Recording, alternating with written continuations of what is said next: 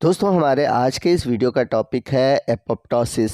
और ये जो टॉपिक है ये टॉपिक आपके BSc first year first semester zoology के यूनिट 4 से लिया गया है। तो दोस्तों आइए पहले समझते हैं कि वास्तव में एपोप्टोसिस है क्या। तो आपको बता दें कि एपोप्टोसिस को हम प्रोग्राम्ड सेल डेथ भी कह सकते हैं। अब बात आती है कि इसे प्रोग्राम्ड सेल डेथ क्यों कहा गया है, क्योंकि आपको बता दें कि जो सेल का डेथ है वो पहले से ही डिसाइड रहता है, वो पहले से ही क्लियर रहता है। इस वजह से इसे हम बोलते हैं प्रोग्राम्ड सेल डेथ। जैसे अगर हम एग्जांपल के रूप में बात करें तो होता क्या है कि जो नॉर्मल सेल है कभी उसमें एबनॉर्मलिटीज़ आ जाती है, या फिर ऐसा होता है कि उस सेल का जो टाइमिंग है वो ख़त्म हो जाता है। तो ऐसे सेल क्या होते हैं, एपोप्टोसिस में चले जाते हैं और वे ख़त्म हो जाते हैं, यानी कि मर जाते हैं। जैसा कि हम सभी जानते हैं कि हमारे शरीर में पाया जाने वाला जो आरबीसी है यानी कि लाल रुधिर कणिकाएं है वो 120 दिन बाद ख़त्म हो जाती है, यानी कि इनका जो जीवन काल होता है वो होता है 120 डेज़। तो 120 डेज़ के बाद ये जो आरबीसी है ये एपोप्टोसिस में चली जाती है, यानी कि इनका सेल डेथ हो जाता है। तो यहाँ पर अब बात आती है कि एपोप्टोसिस होता क्यों है और एपोप्टोसिस के फ़ायदे क्या है। तो आपको बता दें कि जो सेल है जो एबनॉर्मल है या फिर डैमेज हो गया है, अगर वो सेल में ख़त्म न हो तो क्या हो। तो अगर ये जो सेल है ये हमारे शरीर में ख़त्म नहीं होंगे तो ये काज करेंगे कैंसर। तो इस तरह से हमारे शरीर को मेंटेन करने और जो स्मूथ फंक्शनिंग है यानी कि हमारा शरीर प्रॉपर तरीके से काम करे तो इसके लिए एपोप्टोसिस होना ज़रूरी है। अब बात आती है कि जो एपोप्टोसिस है ये होता कैसे है।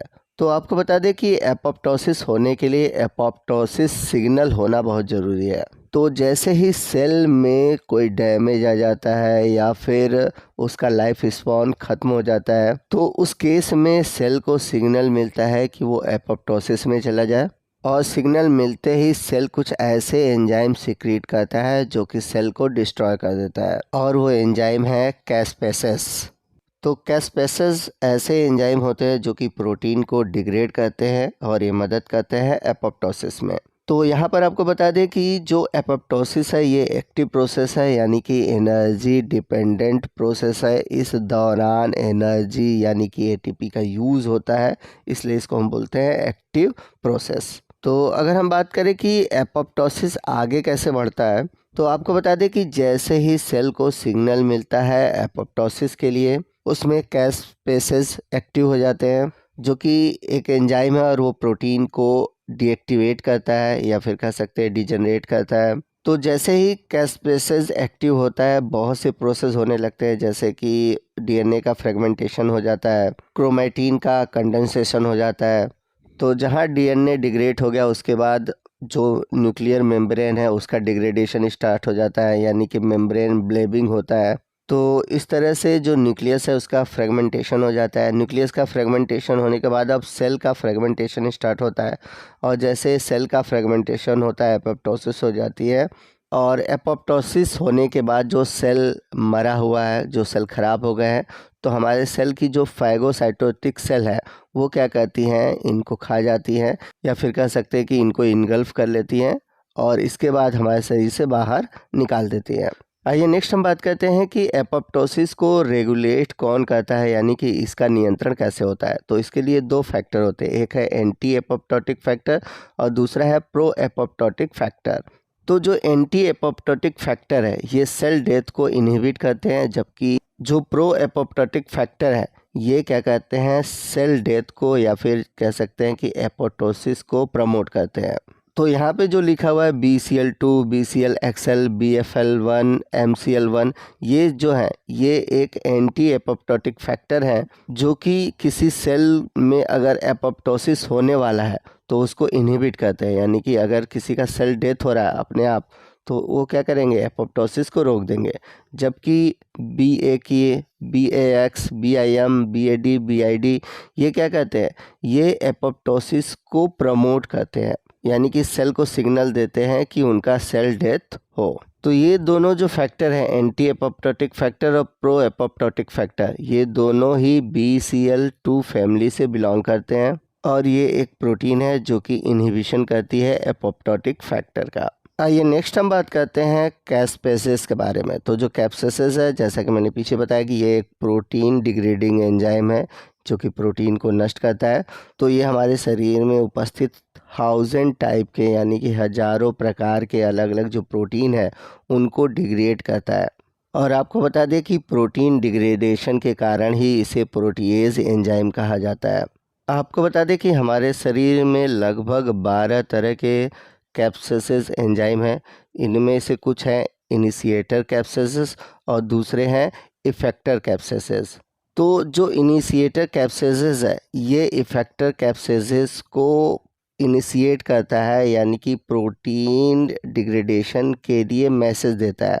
और जब तक इनिशिएटर कैप्सेसिस मैसेज नहीं देगा इफेक्टर कैप्सेसिस को, तब तक प्रोटीन का डिग्रेडेशन नहीं होता।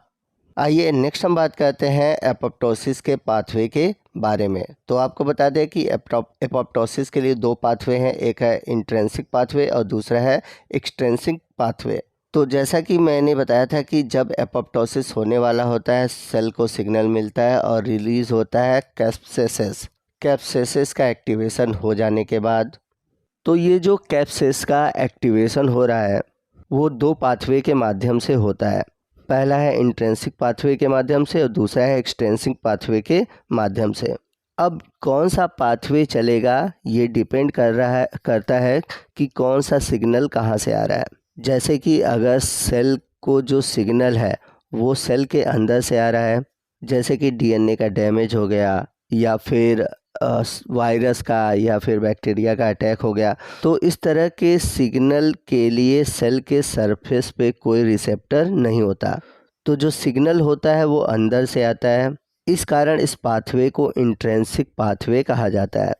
वहीं अगर हम बात करें एक्सट्रिंसिक पाथवे की, तो इस केस में जो सेल को सिग्नल है वो बाहर से आता है, इसलिए इसको हम बोलते हैं एक्सट्रिंसिक पाथवे। जैसे कि अगर वायरस अटैक हो जाता है तो हमारे सेल के अंदर की जो इम्यून सिस्टम है वो एंटीबॉडीज़ को भेजती है। तो इस तरह से जो कंट्रोल होता है वो होता है एक्सट्रिंसिक पाथवे। तो इस तरह के सिग्नल को कंट्रोल करने के लिए हमारे सेल के प्लाज्मा मेम्ब्रेन पर रिसेप्टर होता है जो कि सिग्नल को एक्सेप्ट करते हैं, यानी कि जो डेथ रिसेप्टर, इन्हें हम डेथ रिसेप्टर बोलते हैं। तो ये जो डेथ रिसेप्टर होते हैं ये एपोप्टोसिस के लिए सिग्नल को एक्सेप्ट करते हैं। तो यहाँ पर जो सिग्नल है, जैसा कि मैंने बताया, ये बाहर से आता है, इसलिए इसको हम बोलते हैं एक्सट्रिंसिक पाथवे। तो दोस्तों ये था हमारा आज का वीडियो जो कि एपोप्टोसिस पर आधारित था। आई होप कि एपोप्टोसिस से जुड़े हुए आपके सभी कंसेप्ट क्लियर हो गए होंगे। तो आपको आज का ये वीडियो कैसा लगा कमेंट करके ज़रूर बताइएगा। वीडियो अच्छा लगा हो तो प्लीज़ वीडियो को लाइक करिएगा, अपने दोस्तों में शेयर कीजिएगा। तो मिलते हैं अगले वीडियो में अगले टॉपिक के साथ। तब तक के लिए जय हिंद, जय भारत।